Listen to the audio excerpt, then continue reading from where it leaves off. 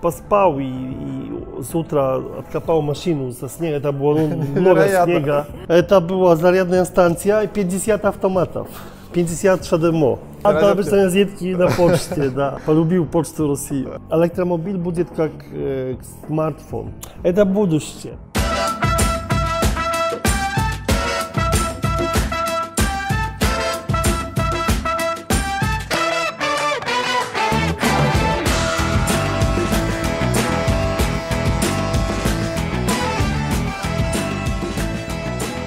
Всем привет, с вами Moscow Tesla Club. И сегодня у нас невероятный гость Мерик Каминский. Это путешественник, который проехал всю планету. И сейчас он находится в путешествии длиной 28 тысяч километров на электромобиле Nissan Leaf. Это просто невероятно. У меня очень много вопросов к Мерику. Как вообще, как возможно так, как появилась идея?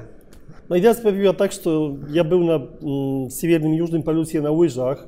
И путешествие, как я путешествовал на лыжах, это не было следов за мной. Это был только след на снегу, который возникал быстрее.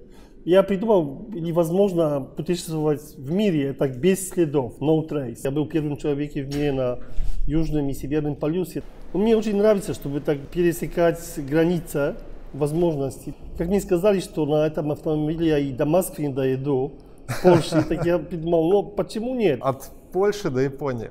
Почему именно такой набор стран? Без пересекания океанов, это Япония, это самая длинная страна с Польшей, которую можно достигнуть. Мне казалось очень интересно, но как разрешить этот проблем. Возможно, это на электромашине, с какой-то подготовкой, с опытом тоже, да, который у меня есть.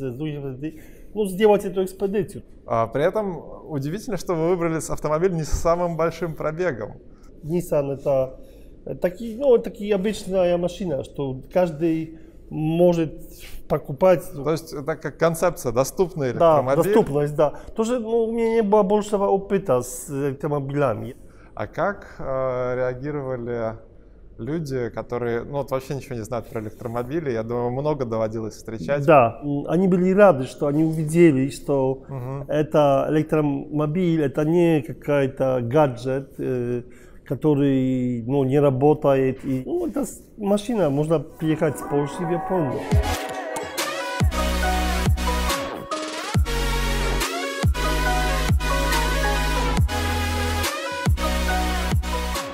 Кстати, самые яркие, может быть, впечатления, если от поездки? Я ехал до Улан-Удэ, через перевал.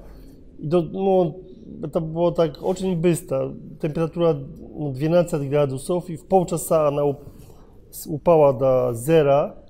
Начал быть снег, и так в 15 минут было так много снега на дороге. В полчаса с такой идеей, что я уже в Улан-Удэ, за полчаса я буду еще только 30 километров. Это началась как-то борьба о жизнь. Поехал, повернул в лес. Я был, когда подготовлен к этому, у меня есть спальный мешок, очень теплый. Поспал и с утра откопал машину со снега, это было много снега. Как батарейка? 0 градусов, батарейка, сугроб. Да, я тоже думал, у меня была страховка, что утром не будет зарядки, но там было только 60 километров. Там было то же самое, осталось 60 километров. Не изменилось за ночь. Я ехал до Нижнего Новгорода несколько дней назад.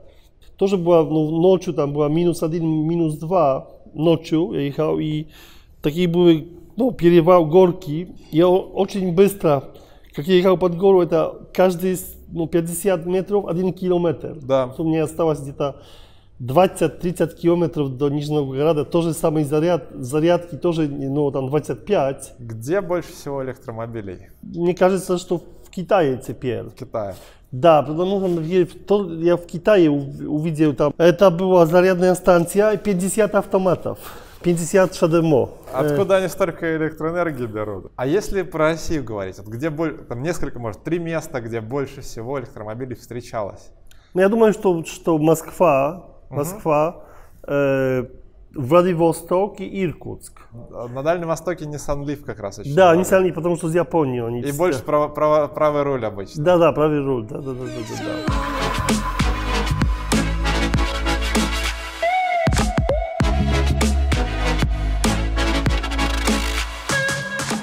Зарядные станции, они все равно в городе.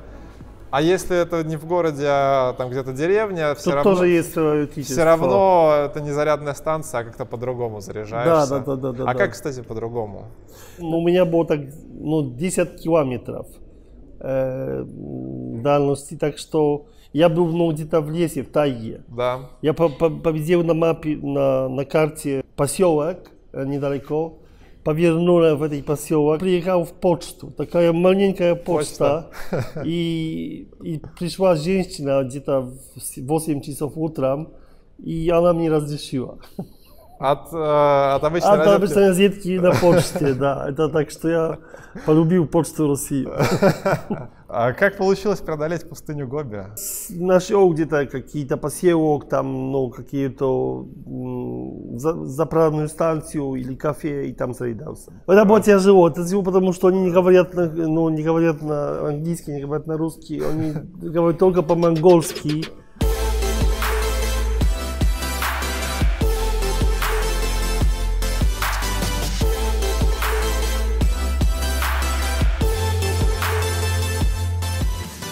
Что поможет стать электромобилем популярнее? Они очень приятные человеку. Нет шума, нет выхлопов, нет нехорошего воздуха. Это очень приятно ехать на автомобиле. Я думаю, что в будущем электромобиль будет как смартфон. Он дает другие возможности. Тоже, чтобы говорить, это только может быть 1/3 того, что есть в смартфоне. Это тоже мобильность, это будет тоже только часть того, что есть в... Открывается много возможностей. Что бы вы хотели сказать нашим подписчикам? Это будущее, но это такая приятность ездить на электромобиле, что я рекомендую. На такой машине можно теперь уже поехать в Японию, а это каждый месяц это более зарядных станций, так что покупайте. Спасибо огромное за ваш опыт, за то, что вы это сделали и действительно показали, что можно путешествовать вообще без границ. Даже не имея там сотни километров пробега в батарее, абсолютно можно везде найти электричество, зарядиться и ехать. Большое спасибо. Всего доброго. Да, спасибо. Что ж, дорогие друзья, вот такой у нас был интересный диалог, и мы обязательно на нашем канале будем рассказывать еще про путешествия на автомобилях, так что оставайтесь на связи. Всем счастливо.